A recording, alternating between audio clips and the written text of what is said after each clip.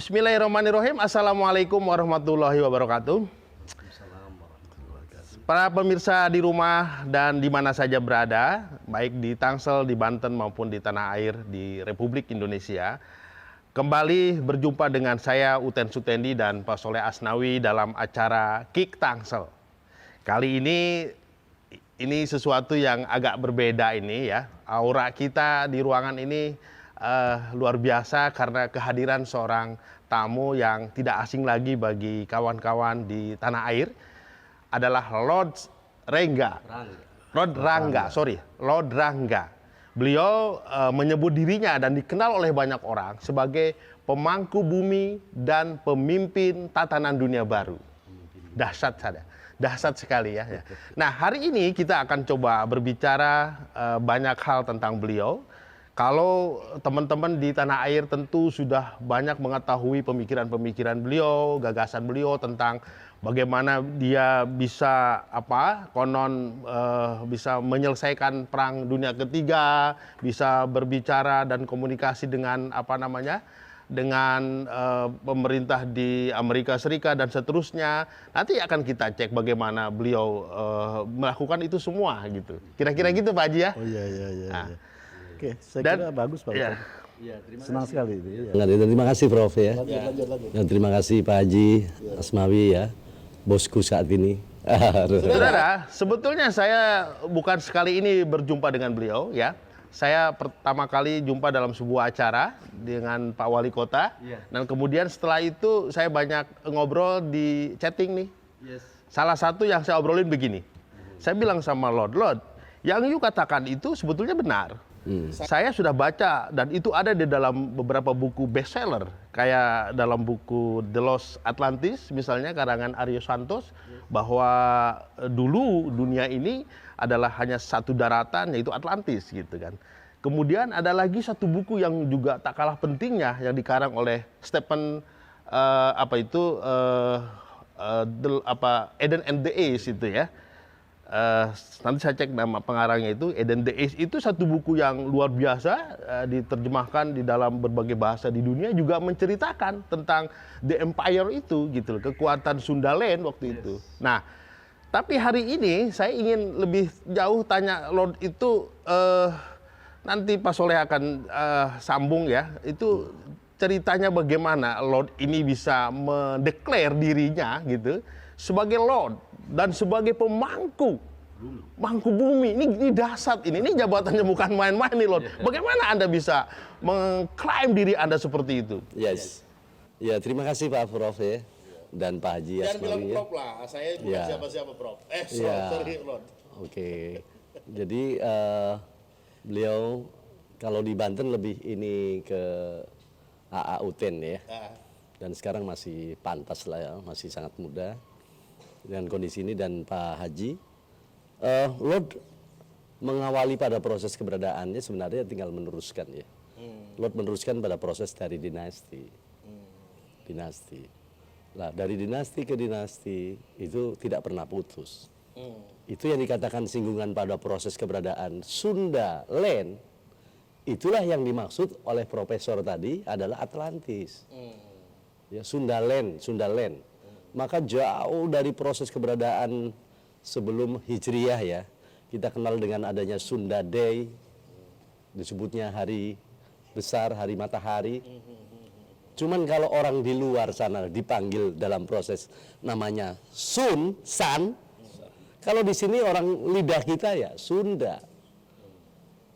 Dan yang dimaksud Sundaland bukan hanya bagian Atlantis, tapi menunjukkan bahwa Sundaland adalah satu kumpulan kekuatan satu bumi. Itulah yang disebut dalam Undang-Undang Dasar 45 yang murni dan konsekuen disebut negara. Jadi kalau bicara negara bukan hanya pemerintahan di Indonesia saja, tetapi dari skup pemerintahan di seluruh kekuatan negara-negara yang disebut seluruh dunia. Dan itu berpusat pada proses keberadaannya, ada daratan disebut pusatnya. Itulah daratan Atlantis. Jadi kalau ini bumi bagi dua, dibelah, itu bentuk bilen. Iya, bilen sebelum silen. Dua daratan. Iya, dua daratan. Ada di Atlantik dalam bentuk daratan, yang berpusat di tanah Pariangan dari ujung Brebes sampai ke Banten. Itulah tanah Atlantik. Tetapi mana lautan Atlantiknya? Itulah di lautan utara kalau kita sebut. Lautan di utara, bagian bumi utara. Ya, tapi di sana tidak ada daratan Atlantik. Ya. Nah, pada proses adanya pemangkuan dan proses ini, setiap kehidupan, apa yang disebut manusia adalah merupakan khalifah dari Allah yang Maha Berkuasa, pasti ada dong orang-orang yang ditugas. Ada yang dipilih. Nah, perkara declare atau dan bagaimana bukan saya mendeklarkan. Ya, posisi Lord di sini hadir sebagai pemangku bumi dan pemimpin dunia tatanan baru, semua diakui oleh seluruh kepala negara di seluruh dunia. Diakui. Ya, memang banyak pada persoalan jabatan Lord saat ini ya. Dari bentuk hadiah mungkin dalam artian sebut orang menyebut hadiah dari yang Maha Kuasa ini. Lord dikatakan sebagai sang pencerah. Lord dikatakan sebagai juru adil. Bagi orang-orang Sunda sebagai kunci Sunda. Ya. Kemudian Lord baru-baru ini juga dijadikan sebagai bapak perdamaian dunia. Dan banyak hal. The best ini, the best itu dan sebagainya. Itu adalah datangnya sebenarnya aslinya dari Allah yang Maha Berkuasa. Disampaikan melalui manusia. Karena kalau bicara tentang Tuhan atau Allah, kalamnya ada hanya di kitab. Ya. Tapi yang mewujudkan pada proses keberadaan itu semuanya adalah karena ada ucapan manusia. Nah, ini kita kembali kepada proses keberadaan ini. Makanya pernah saya ceritakan bagaimana munculnya raja pertama muncul di bumi. Nah, siapa yang mengangkat, siapa yang meresmikan. Dicontohkan bahwa ini adalah satu daratan, adalah Lord datang katakan, dan di situ banyak orang kayak macam di sini. Nah, boleh kan Pak Haji datang ke sini, akulah raja kalian, akulah pemimpin kalian. Boleh gitu kan? Boleh. Loh, orang yang nggak percaya di sana, gue nggak percaya lo. Ayo perang. Begitu perang, dimatiin. Lagi melawan, dimatiin kan? Lah, Artinya, akhirnya maksud saya, saat sekarang dalam posisi itu. Ya sudah selesai.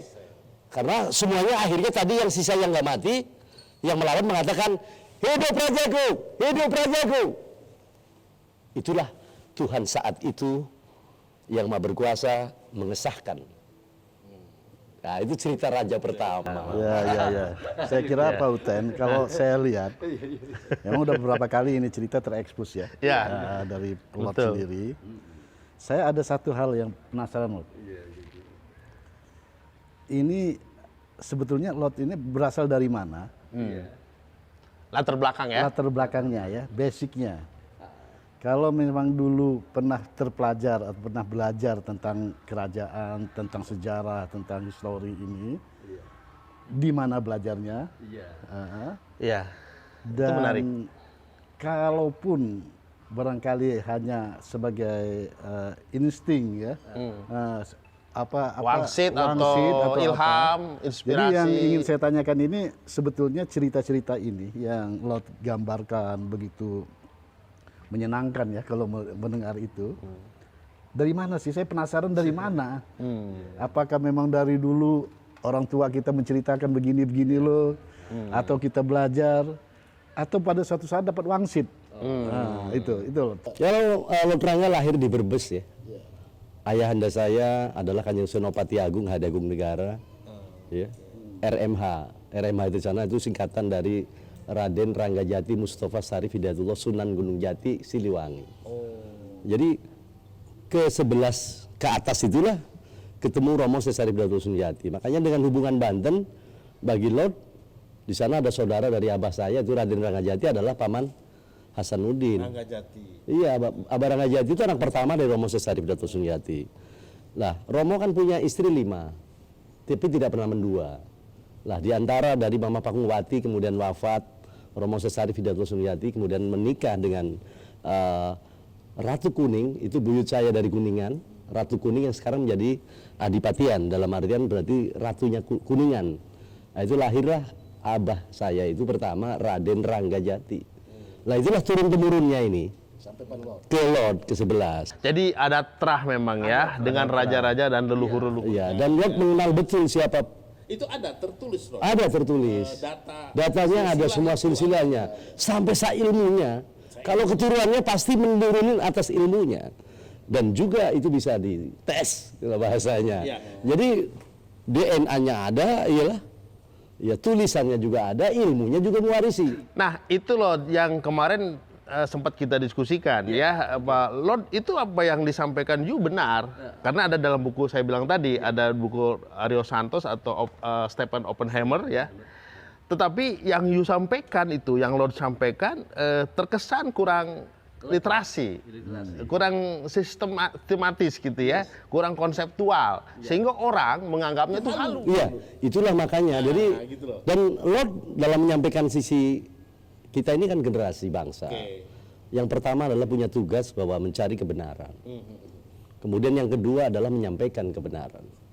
Bila pada sesuatu kaum atau seseorang melakukan itu keduanya, mencari kebenaran dan menyampaikan kebenaran, lalu dianggap halu atau dipersalahkan, lalu saya tanya kembali, siapa yang benar? Nah, itu kan persoalannya gitu.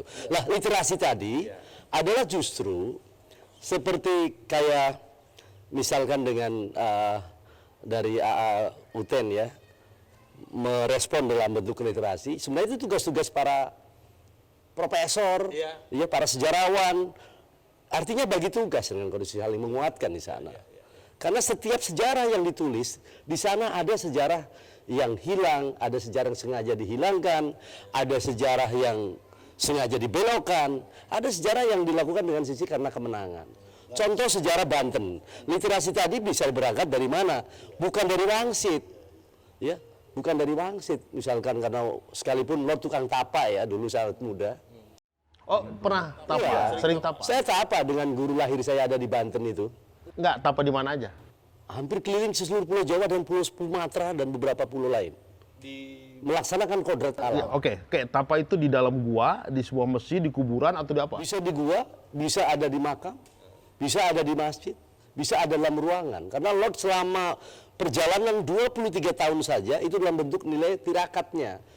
Puasanya Itu tiap hari. siapa yang mendorong itu atau panggilan hati? Panggilan hati sebagai dalam artian yang ditempa oleh tadi. Itulah yang Belajarnya dari mana? Orang tua. yang saya Yang maksud kita Lord, jaga, ya. berarti ada historisnya, Iya. ada perjalanannya ya dari itu. Karena begini, bagaimanapun Lord, kalau cerita-cerita seperti ini Ya. akan dianggap halusinasi Iya. kalau kita tidak bisa menceritakan historis membuktikan itu. By data Nah, ya. by data. Makanya kalau saya dengar cerita barusan itu sedikit saya setelah memahami bahwa ini bukan halusinasi. Iya. Ada ceritanya, jangan Ada ceritanya. ceritanya. Nah, ini yang perlu dijelas, Lord. Ya. Saya kira setiap ada penjelasan seperti ini dijelaskan bahwa ini loh. Dan kenapa baru tahun 2020 Lord muncul? Loncat ya, muncul Ya. ya. Sekalipun muncul sebelumnya tapi nggak Ya, dianggap. sebelumnya nggak dianggap. Nah, kenapa? Apa ada wangsit pada saat tahun 2020 harus keluar ini? Nah, itu. Kenapa tahun itu gitu? Ya. Sebenarnya pada proses ini berhubungan dengan teknologi. Ya, kalau teknologi sudah pada saat itu sudah mencapai kepada 5G ya, belum 5G, 4G, baru 4G. Sekarang pada proses tentang kebenaran itu tidak bisa dihalangi lagi, disembunyikan lagi, karena faktor sekarang teknologi juga memacu pada proses ini. Ibaratnya ada pembantu malaikat sekarang, pencatat. Dalam artian mau Google, mau Wikipedia ya, setiap laku daripada seseorang di sana dan dicatat. Sebagai tokoh-tokoh dipublish. Lah, sebut aja, ini punten ini istilahnya tadi pembantu malaikat. Nggak, malaikat bukan malaikat yang itu ya, tapi ini maksudnya adalah departemen lah. Departemen, anggap aja departemen, sehingga petugasnya boleh ini dan itu. Lah, berkaitan satu sejarah, setiap sejarah bagi Lord berani membuktikan. Baik secara tertulis maupun secara literatur. Nah, literatur di sini kan ada satu artefak yang ditinggalkan dan sebagainya. Bagaimana Lord menggali pada proses sejarah. Lord bersekolah, karena sekolah juga pada itu sejarah juga suka ya. Jadi artinya gini, artinya apa yang Lord sampaikan bahwa saya pemangku bumi dan pemimpin tatanan dunia baru, itu ada dasarnya Ada dan dasarnya. mau bisa dipertanggungjawabkan dipertanggungjawabkan. secara rasional. Secara politik. Yes. Dan kenapa baru tahun 2020? Ya, munculnya 2020 karena waktu yang tepat pada proses peradaan yang ada. Dan momentum itu pasti kita sudah perhitungkan analisanya. Lah, analisa berkaitan dengan perubahan sebuah negara, apapun dunia, ataupun situasi itu kan ada analisa. Baik analisa ditinjau dari politik, ditinjau dari politik pertahanan keamanannya, ditinjau dari politik ekonominya, bagaimana kacamata dari politik agama, dari politik ipteknya, politik pertahanan lingkungan hidup dan sebagainya, politik dan lain-lainnya. Nah, ini ada subsistem yang mempengaruhi pada situ. Bagaimana politik hukumnya dan sebagainya. Dan Lord merasa nyaman dengan posisi itu sekarang. Dan sekarang Lot merasa nyaman dan itu menjadi tugas. Kalau nggak ada yang percaya ataupun tidak mau menerima itu, silakan protes. Protes kepada Allah yang Maha Berkuasa, benar nggak itu orangnya itu?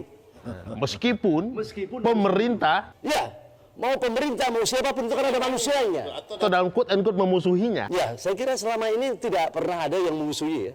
quote and quote. Iya, artinya tidak ada. Saat ini tidak ada. Selama Lot memangku bumi dan memimpin dunia tatanan baru, satu manusia pun nggak ada yang hadir melarang saya. Buktinya kan sempat di penjara. Tapi waktu itu belum memangku itu. Belum sebagai pemimpin dunia tatanan baru. Waktu posisi disalahkan oleh pemerintah sehingga diambil tindakan. Itu dengan Undang-Undang 1946 dianggap waktu itu adalah satu kaum kelompok ya yang dianggap meresahkan. Lah meresahkan sehingga undang-undangnya bukan KUHP pada saat itu, yaitu ada di 1946. Lah ketika dihukumkan di sana, kalau namanya meresahkan itu harus ada yang dirugikan dong. Ada yang dimiskinkan. Ternyata tidak terbukti dengan keadaan itu. Lalu kemudian pada saat itu yang mengunggah videonya bukan saya, yang menyampaikan di lapangan itu bukan saya, tahunnya 2017. Jadi nggak ada korelasi dengan saya. Dan tetap saja akhirnya ditahan juga. Tetap aja ditahan. Makanya saatnya pemerintah juga mengembalikan nama baik saya dong. Ya. Karena makanya apa? Ketika lo di penjara, semua di penjara itu seluruh dunia. Harusnya. Lo terjadi. Iya benar. Itu kan Oh, corona. dengan Covid ya. Iya. Jadi kalau manusia tahu sebenarnya Pak Haji, muliakan Lot akan mulia semua. Bahagiakan Lot akan semua bahagia. Karena Lot milik ada yang punya. Makanya Oke, bentar. Soal pemangku bumi tadi, itu jabatan dimiliki oleh Lot setelah keluar dari. Yes, dan itu udah keluar. Siapa yang memberikan jabatan itu? Itu adalah dari kalangan kekuatan manusia-manusia di luar, lalu kemudian menyebutkan itu. Ya orang-orang yang sifatnya dalam artian mengangkat itu tadi, memberikan atas. sorry, saya ingin tanya lebih detail lagi. Ketika Lot dimasukkan, diambil oleh penegak hukum, lalu disidangkan, apa judulnya dalam sidang itu? Itu tadi memberikan, cuman itu aja. Di apa namanya atas puluhan video, video itu adalah merupakan bagian yang dianggap meresahkan. Makanya dilakukan dengan Undang-Undang 1946, bukan KUHP. Nah saat itu, makanya Lot saat dituntut, orang semua tahu lah, di saat ada tuntutan, Lot justru memakai dengan kebesaran bajunya. Itu sebenarnya menandakan pada Dan proses setelah kedatangan. itu ternyata Lot masih bebas untuk membicarakan masalah hal-hal Masalah yang sama. Karena memang pada saat itu bukan masalah Bukan ini. kontennya, bukan kontennya ya. Bukan konten ini. bukan konten ini. Jadi bukan masalahnya. Masalahnya itu tadi ada video yang diunggah di tahun 2017. Kemudian saya sendiri masuk baru 19 kok. Sebentar Lord, tadi kan Lord bilang sebagai pemangku bumi ya jabatannya gitu kan. Kan pertanyaan saya tadi belum terjawab tuh. Siapa yang mengangkat itu? Gusti Allah yang ngangkat. Gusti Allah. Kan gini, secara duniawi kan kalau seseorang punya jabatan itu ada tanda. Iya, ada. Apa tandanya? Tandanya mampu saya mendamaikan situasi dunia. Nuklir saat ini tidak diledakkan. Dan satu-satunya manusia yang bisa memberikan arahan bagi mereka untuk tidak diledakkan dari 9 dan 10 negara penghasil nuklir, cuman Lot loh. Caranya gimana Lord bisa begitu? Lot sampai ibaratnya berbusa-busa sampai dengan jiwa raganya diserahkan. Aku lawan itu semuanya. Siapa? Mau Putin, mau si- Korea Utara dan sebagainya. Ketika mereka dengan dan Lot memberikan mandat-mandat itu. Bisa dilihat di IG Lot Rangga Official. Bagaimana Lot memberikan satu komando untuk mereka tidak diledakkan. Kalau tidak diledakkan kita mau jadi apa? Maksudnya Ini contoh ya, mewujudkan perdamaian itu bukan hal biasa. Sekarang siapa yang menolak? Ternyata sampai hari ini masih dijamin bahwa proses itu bukan bin Salah bin. Nah sekarang nih Bapak nih, Pak Haji nih bangun istana bagus nih. Ya. Tak tendang-tendangin marah nggak Pak? Marah pasti. Iya kan? Ini udah miliaran rupiah ya dibuat. Nah sekarang dari negara-negara yang penghasil nuklir dengan diciptakannya jutaan triliun dolar, walaupun akhirnya rakyatnya miskin, iya kan? Cukup diacak-acak sama Lord kok. Kalian tidak boleh meledakkan itu. Lot, saya mau tanya satu lagi penasaran saya. Lot. Tahanan itu kan ada tahanan politik namanya, ada tahanan pidana, pidana politik, pidana kekerasan atau dan lain sebagainya. Pada saat Lot ditahan, itu kan 6 bulan kalau nggak salah ya. Saya ditahan kena 2 tahun dan dilaksanakan 15 bulan. Keputusannya kan 2 tahun ya? Iya, dilaksanakan 15 bulan karena teman saya yang 2 banding. Nah, dalam kegiatan apa aja dok waktu di penjara? kegiatan umum apa misalnya Selama ada- di tahanan? selama di tahanan, kalau ustadz itu biasanya dia tetap memberikan. Ya, saya memberi semangat para jiwa-jiwa di sana. Biasanya Lot memimpin bagaimana menanamkan jiwa nationality atau nasionalisme dari teman-teman di sana. Dan Lot jadi tahu bahwa proses keberadaan hukum di Indonesia, makanya teriak selalu tinjau kembalilah itu hukum Indonesia, bagaimana mencapai keadilan sosial bagi seluruh rakyat Indonesia. Sebetulnya waktu itu Lord, saya berharap selama di tahanan Lord bisa menulis Ya, Lot menulis. pemikiran-pemikiran Lord tentang tatanan dunia baru, tentang perdamaian dunia dan masa depan gitu. Itu agar generasi muda biar bisa mencerna gitu. Lot menulis dalam judul Revolusi Sistem Ada buku. Dunia 3, ada. Aduh. Dan sekarang dalam tahap penyelesaian. Oh, belum beredar ya? Luar biasa. The World Revolusi System. The World Revolution System. Bahasa Inggris. Iya, bahasa Indonesia tapi Inggrisnya seperti itulah, tapi diterjemahkan. Saya tunggu, Lord. Bukunya nanti Sekarang kita umur berapa bedah. Dok? Umur. Umur baru 54, masih muda lah Pak Haji. Iya. Iya, jadi saat inilah pada proses keberadaan sekarang, coba mari ya, dari sisi generasi saat ini. Indonesia ini yang berasal dari ini Sunda.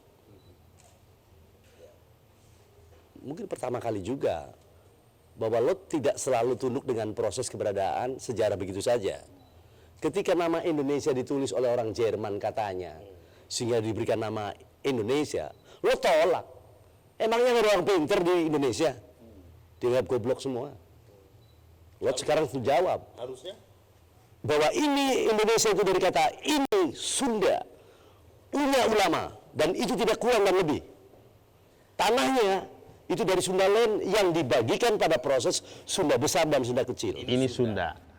Ada juga yang bilang kolot. Indung Sia. Gitu, kira-kira gitu. Jadi induk dari segala bangsa-bangsa di dunia. Ya itu juga benar penafsiran itu. Tetapi bahwa ini Sunda itu benar adanya. Jadi coba kita kan ingin bahwa Indonesia ini lebih baik dan lebih maju. Tentunya kita juga tidak rela ya bahwa keadaan bangsa ini misalkan makin carut marut atau bertumpang tindih dan Kalau menurut pengamatan Lord sebagai pemangku bumi ini, dalam proses perubahan tatanan dunia ini ya, kira-kira posisi Indonesia ke depan tuh ada di mana? Dalam konflik timur dan barat sekarang lagi kacau gitu kan? Posisi Indonesia bisa nggak kembali kepada posisi masa kemasan dulu? Ya, bisa. Karena dari kata ini Sunda tadi, maka Indonesia ini mampu sesungguhnya bahwa setiap konflik itu ketika konflik dunia ini harus kembali dulu ke Bandung, ke negara Atlantik dalam artian tertinggi. Kenapa di Bandung? Karena di sana disepakati secara kodrat iradat bahwa dari zaman ke zaman sudah merupakan sebagai pusat daripada pemerintahan dunia. Tapi G20 kenapa nggak di Bandung? Itu nggak akan menyelesaikan soal dunia 3. Oh, G20 harus kembali kepada proses menuju pada seluruh di sini. G20 kan hanya kepentingan dari 20 negara dan ekonomi. Tetap makanya Lot menggagas pada proses keberadaan ini, setelah G20 harus ada konferensi dunia 3 dan besok Lot yang mimpin itu. Itu ada di Bandung. Ya, ya. Pauten. Baru selesai. Saya kira memang saya salut ini. Memang Lot ini menguasai sekali ya. Iya. Cuman saya mau tanya lagi. Kalau keluarga berapa punya anak? Punya anak 9, iya anak kandung. Istri 1. Oh, istri 1 ya. Bentar Lord. Kalau para pemimpin dunia di Nusantara rata-rata istrinya nggak 1. Ya tapi saya 1. Ya Queen Sarif Hidayatullah itu berapa? 5 tapi tidak pernah mendua. Oh. Ini kalau saya sebutkan ya. Maksudnya gimana? Iya. Romo punya istri pertama, Mama Pakungwati. Pada saat ada huru-hara antara Banten dan Cirebon kaitan putih dan hitam, wafatlah Mama Pakungwati. Tidak punya anak. Ya, itu Cipta Rasa ya. Oh, Cipta Rasa. Iya, pada saat bangun Cipta Rasa, beliau wafat. Akhirnya menikahlah dengan Ibunda Ratu Kuning. Akhirnya buyut saya ini. Lahirlah anak pertama itu Raden Ranggajati. Pada saat remaja, meninggal nih beliau. Bundanya meninggal, Bunda Ratu Kuning. Akhirnya kawin dengan Mama Ongtin. Lah Mama Ongtin dengan Romo saat itu juga tidak punya anak karena bayi lahir mati. Sehingga anaknya adalah menyambung dari Abah Ranggajati dikasih juluk Pangeran Kuningan. Ya tadi. Terus menikah lagi dengan adiknya Bunda Ratu Kuning, yaitu Kemuning Sari, Nyimas Kemuning Sari. Lahirlah Paman Arya Kemuning. Keturunannya ada. Kalau tadi Abah Ranggajati turunannya ada di saya. Terus meninggal lagi, baru menikah dengan Nyimas Ranten atau sebut Nyimas Kawunganten. Lahirlah Raden Hasanuddin, itulah yang diangkat menjadi Sultan Agung. Kalau Lot sendiri ngambil istri dari mana? Sunda juga. Kebetulan Sunda di Brebes itu, Sunda. nah, Bunda Queen ya, Queen Marwah, ya Queen Marwah ini lahir di Brebes tapi dengan bahasa Sunda. Jadi Sunda, masih bahasa Sunda, iya. Ya tetap artinya cuma 1 istrinya. Sekarang anak yang tertua udah diturunkan dong ini. Jangan ada warisan. Gimana? Ya kalau warisan tanpa diminta sudah masuk. Seperti punten nih Pak Haji ini atau dari Bang Uten juga ya. Tanpa diminta warisan orang tua sudah masuk, yaitu DNA-nya. Itulah yang disebut oleh Lord, ada satu kehidupan abadi di dunia ini. Itulah ketika manusia ada turun-temurun, karena darahnya bapak kita ke kakek kita dan seterusnya. Makanya buat generasi milenial jangan ribut warisan, karena tanpa diminta sudah ada dalam dirimu sendiri. Ya, jangan ribut warisan. Itu kira-kira begitu. Ya, ini menarik. Jadi tadi soal ilmu ya, yang Pak Lord kan kelihatannya Lord ini kan baca tidak seperti orang-orang ya, baca bukunya, tapi ilmunya ngalir terus itu ya. Kan ada istilah laduni, ada istilah makrifat. Dalam agama disebut itu. Kalau kiai-kiai menyebut saya adalah punya itu. Ilmu laduni. Laduni dan ma'rifatullah. Karena nggak cukup ilmu keberadaan orang misalkan, karena ini jasad itu seseorang ini di kita, setiap kita ada yang gaib. Jadi tanpa baca, Lord, itu ngalir sendiri. Ya pokoknya ditanya aja bisa aja lah gitu ya. Jadi gini, dalam diri kita ini ada yang ruh, ada yang gaib. Itulah ruh kita. Iya. Makanya ada lahir, ada batin. Jadi yang ngomong sebetulnya bukan beliau nih Kak. Jangan-jangan bukan beliau nih leluhur yang datang. Yang ngomongnya tetap Lord ya, tetap Lord. Cuman mewakili.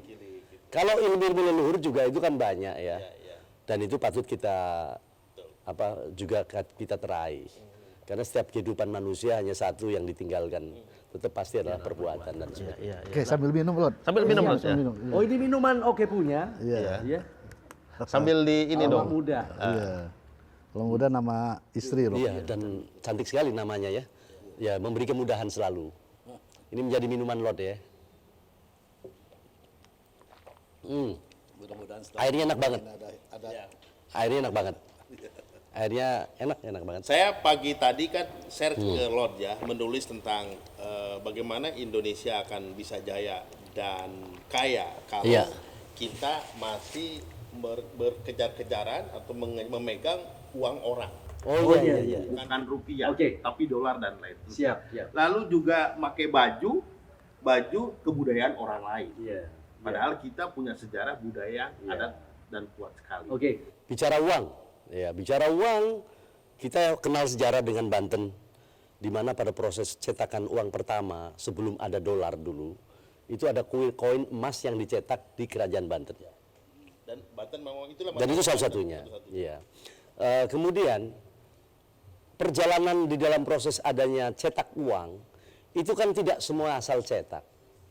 Kebetulan yang mendapatkan percayaan dari leluhur kita bahwa setelah yang disebut bank aset, ya bank aset itu di sana disebutnya sekarang adalah Swiss.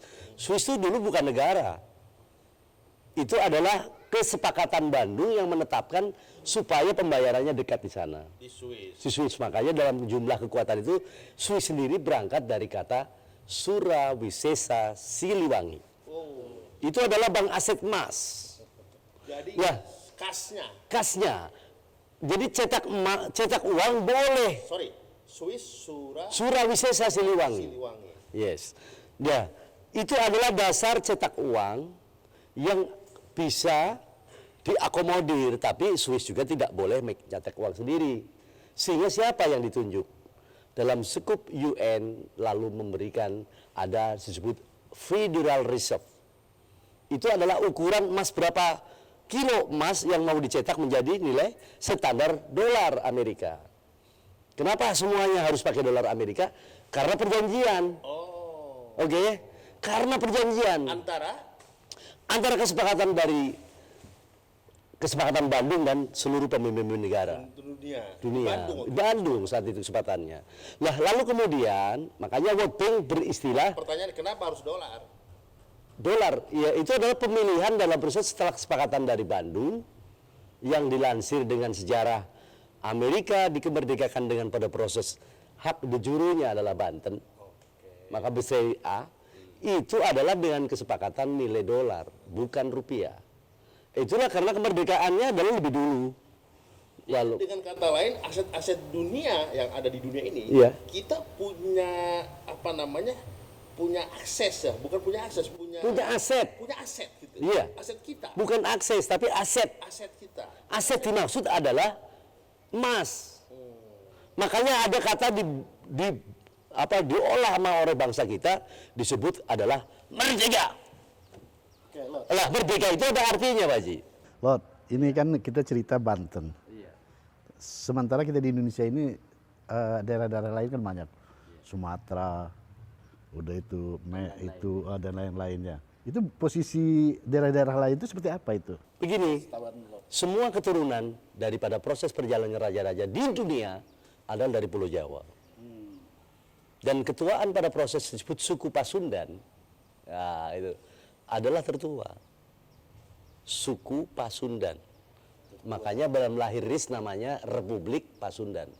Nah, posisi daerah-daerah lain itu seperti Raja-raja lain dari keturunan-keturunan sini. Turunan dari Pasundan, Dari sini. dari Sunda. Karena dulu dari berangkatnya pada proses keberadaan namanya manusia ya, ini peradaban manusia.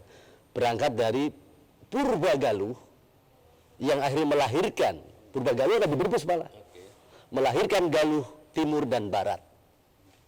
Yang akhirnya dari kekuatan ini menyebarkan ke seluruh penjuru dari raja-raja ya. misalnya Sumatera, Makassar ya. Makanya tadi pagi saya ucapkan juga bela sungkawa yang dalam saudaraku ya. Elizabeth II Inggris ini meninggal, wafat. Apa hubungannya dengan Indonesia Iya. dan Nusantara? Dengan Lord sebagai Dari sini, karena dari sini. siapa? Elizabeth pun keturunan dari sini, makanya ketika Raja Inggris atau Ratu Inggris ke sini, datanglah kepada Sang Hyang Sira. Oh, Ratu Inggris. Iya, Sira. iya Sang Hyang Sira. Ziarahnya harus ke sana. Maka di sana disebutnya Sang Hyang Sira, ini kepala-kepalanya. Tapi kenapa mereka malah menjajah kita? Sebenarnya bukan proses usuran menjajah ya. Apa sih yang disebut menjajah? Yang ada adalah pada proses dulu Portugis maupun Belanda dan sebagainya, mereka tidak ada perbedaan antara kita. Dulu diperlakukan oleh nenek moyang kita itu adalah sebagai semuanya adalah anak-anaknya, bersaudara. Karena indung siat tadi ya. Indungnya tadi, makanya Bandung, Banda Indung. Gitu. Iya, iya. Jadi nggak ada kok cerita yang menjajah ini dan itu. Kalaupun ada penjajahan pada saat itu yang terjadi di kekuatan dunia perang kedua, adalah yang dilakukan oleh dulu Nippon yang menjajah pada proses kekayaan pada proses bumi bagian utara timur, kemudian bumi bagian barat adalah Nazi Iya. Lah, diselesaikan oleh Bandung. Betul juga Iya, ya. dibawa Kalau ke kita sini. lihat istana semua yang bangun mereka ya. Iya. Jembatan besar-besar mereka ya. Dermaga mereka ya. Mercusuar mereka ya. Yes. Kereta api Iya. Kereta api pertama dibangun jalan di Bandung, terpanjang juga ya. Jakarta Bandung. Jadi pertanyaannya menjajah apa membangun? Membangun. Yang ada pabrik gula juga itu duitnya nenek. Yang tukangnya dari Belanda karena yang ahlinya Duitnya dari kita. dari nenek kita. Iya. Satelit induk nih. Kenapa saya berani dengan Jack Ma? Kau mundur. Iya kan? Siapa lagi nih? Elon Musk juga. Kau bayar tuh induknya. Ya. Induk satelitnya. Ya ini kan perlu dibuka. Ya. Pertama satelit komunikasi induk, dengan Elon Musk, ya, dengan ya Jack Ma maupun juga Bill Gates, tak suruh mundur. komunikasi. Kan kemarin terakhir tak suruh mundur. Siapa? Lah Jack Ma itu kan saya yang mau suruh mundur. Kalau nggak dibayar minta pajaknya dong. Tapi Elon Musk lagi Lah, aktifnya terus. induk satelit pertama kali dibangun di dunia ada di Bandung. Oke. Makanya ada gedung sate. Tapi bukan sate yang dimakan. Apa itu artinya? Central satelit. Makanya pertama kali gedung ya telekomunikasi Sate itu sentral satelit. Pertama. Pengendalian pertama kali dibangun di dunia. Kemudian dari pengendaliannya ada di Arizona, Amerika. Dan uangnya nenek lagi. Itu Pak Ute.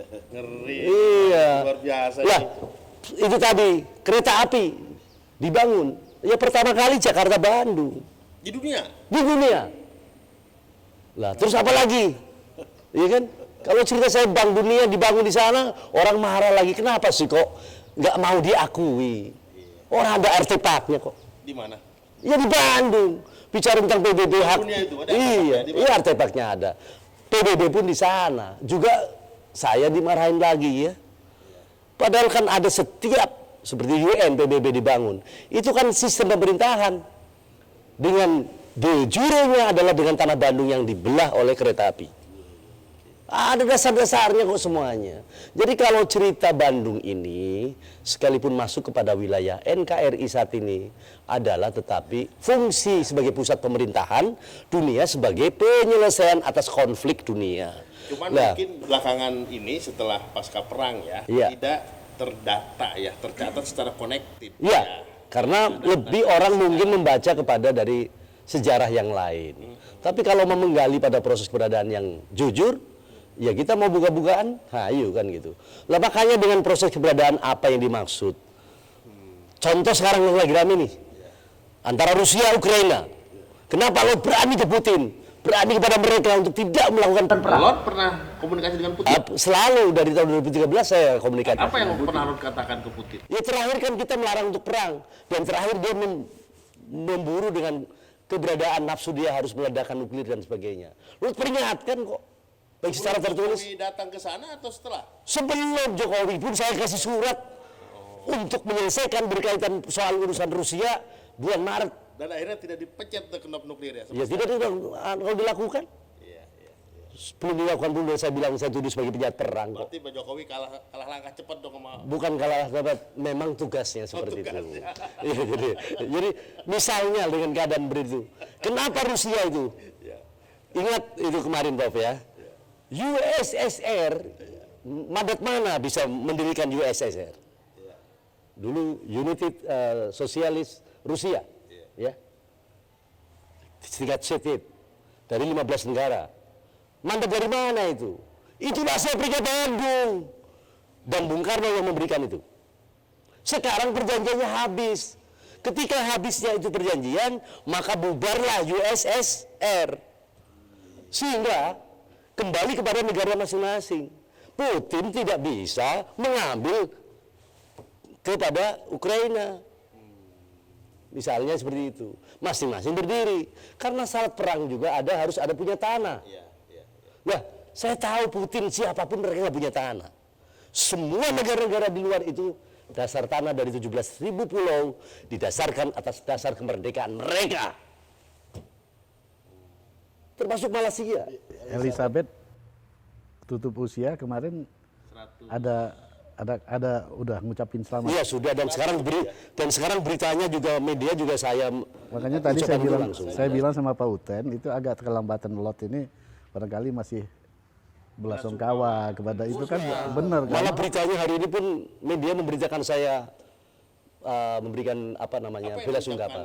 Lord ya semoga diampuni, kemudian berikan surga, dan yang ditinggalkannya kuat menghadapi dunia tiga. Itu betul Pak Uten kan? Tadi kan Ya, saya masuk bilang, akal ini Lord juga, ini pasti ya. terlambat. Ini kita tadi sebelum berangkat, Iya. jangan-jangan Lord itu lagi mengucapkan bela sungkawa dulu. Oh ke sudah. Ibu Ratu. Sudah dan pas nyampe. Ini ya, zaman sekarang teknologinya kan tinggi. Ya ini kalau masalah ini gonjang-ganjing sekarang yang sedang ramai sekali ini. Kita ini demo anak-anak mahasiswa kan sudah mulai ramai tentang kenaikan BBM itu gimana tuh? Sekarang begini, kenapa sih pemerintah harus kutak-kutik aja dengan kondisi BBM terus? Pemerintah diciptakan standar undang-undang internasional itu kan untuk mesejahterakan rakyat. Kan ada sumber-sumber lain yang bisa kita gali. Ini tanpa menyinggung dengan menteri keuangan ataupun apa menteri apanya. Kalian itu menteri-menteri kan digaji. Sehingga memikirkan dalam proses keberadaannya, kesejahteraan seharusnya diprioritaskan. Jangan hanya karena faktor-faktor yang lain dijadikan satu kekuatan itu. Kenaikan ini termasuk Lord tidak setuju kan? Kalau menurut Lord itu, kenaikan silahkan sah-sah saja. Tapi tolong dipertimbangkan atas sisi kesejahteraannya. Kalau semuanya diutak-utik daripada soal urusan BBM, mempengaruhi inflasi daripada proses keberadaan Indonesia akan makin parah.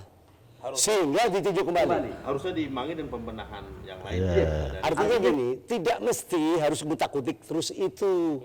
Karena sumber-sumber lain, potensi Indonesia untuk melakukan satu bentuk cetak uang baru yang tentunya ada dasar emasnya ya. Maka kata Merdeka tadi, Rupiah tadi ya Merdeka itu katanya mengelola ekonomi rakyat dengan kekuatan aset, itulah Merdeka. Ya, jadi bukan hanya merdeka gitu. dan bisa dilakukan oleh pemerintah. Bisa dilakukan. Jangan lalu Kenapa kemudian sekarang masih kutak-atik di situ? Nggak bisa ekspansi ke aset-aset atau potensi SDM yang SDA yang lain gitu. kalau menurut saya saatnya DPR maupun Presiden juga MPR RI ayo evaluasi.